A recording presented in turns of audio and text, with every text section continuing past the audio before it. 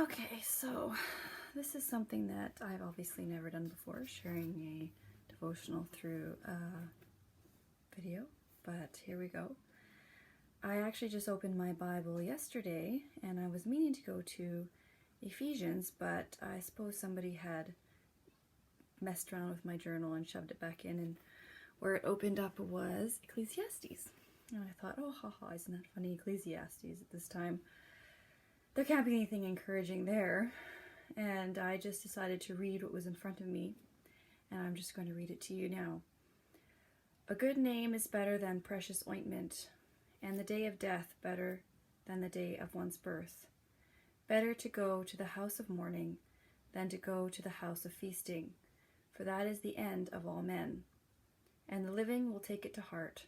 Sorrow is better than laughter, for by a sad countenance the heart is made better. The heart of the wise is in the house of mourning, but the heart of fools is in the house of mirth. It is better to hear the rebuke of the wise than for a man to hear the song of fools. For like the crackling of thorns under a pot, so is the laughter of the fool. This also is vanity. Surely oppression destroys a wise man's reason, and a bribe debases the heart. The end of a thing is better than its beginning. The patient in spirit is better than the proud in spirit. Do not hasten in your spirit to be angry, for anger rests in the bosom of fools. Do not say, why were the former days better than these? For you do not inquire wisely concerning this.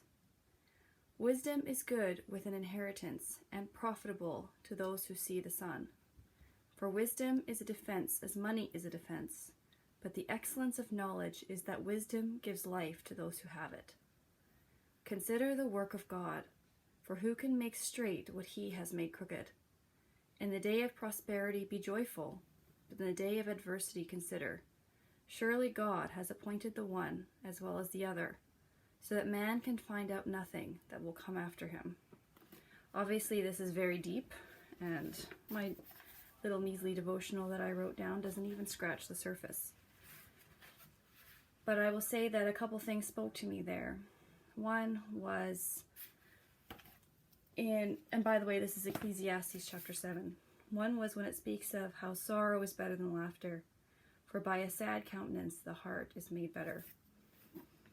I don't know about you, but I have often been with groups of people who, when in the flesh, are merry, but there is no communion in that, because their hearts are closed to wisdom, and their mouths fly open with offense.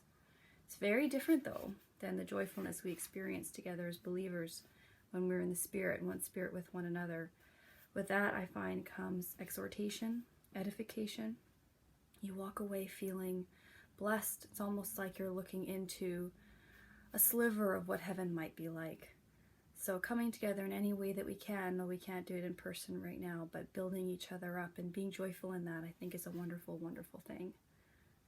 With the second part of that chapter that really spoke to me was, consider the work of God, for who can make straight what he has made crooked. And I think that so many people, especially leaders, are trying to make straight right now what is crooked before them, and they can't do it no matter what they do. It's either going to be the economy that suffers or people will suffer, and you can't save them both.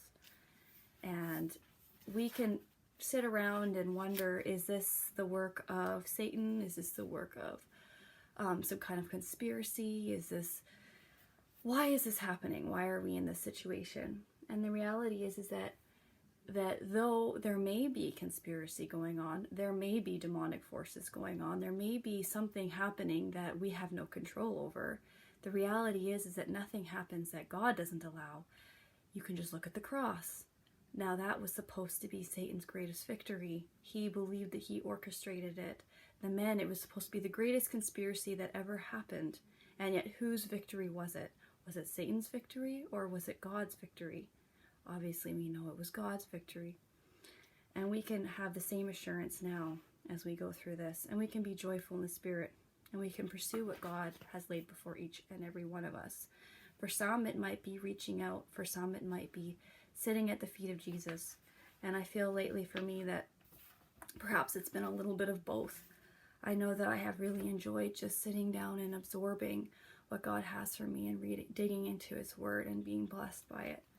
And I just pray that we can all sit down have a quiet mind and receive what God has for each of us and walk in that. I pray that in Jesus' name for all of us. Okay, bye.